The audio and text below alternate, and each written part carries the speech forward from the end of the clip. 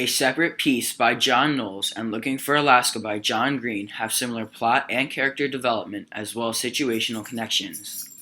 One connection between plot development is that both main characters, Miles and Jean, go to a prep school that is far away from home.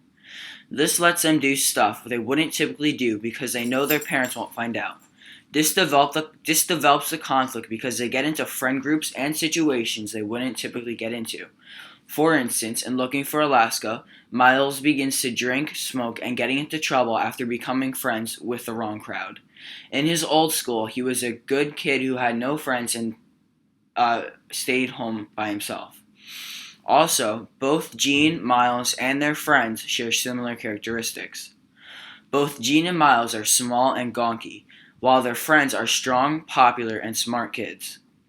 I think this is a trend between both books because life in high school as a gonky, unstrong kid is more problematic and appealing than a strong and popular kid.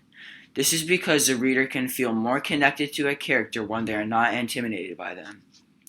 Finally, there are a few instances of situational similarities. Jean and Miles are both put into uncomfortable or new situations when they go to prep school. In A Separate Piece, Jean is pressured into jumping out of a tree into a river. At first, Jean is hesitant, but with the persuasion from his friends, Jean does jump. In Looking for Alaska, Miles is hesitant to smoke a cigarette, even denying it the first time. But again, after persuasion from the Colonel, Miles decides to smoke a cigarette. In these scenarios, Jean and Miles are unsure about something they have to do, but after some time passes and a little persuasion from their friends, they do it. This shows how both characters are easily manipulated and not fully developed. Overall, A Separate Piece by John Knowles and Looking for Alaska by John Green have similar plot and character development as well as situational similarities.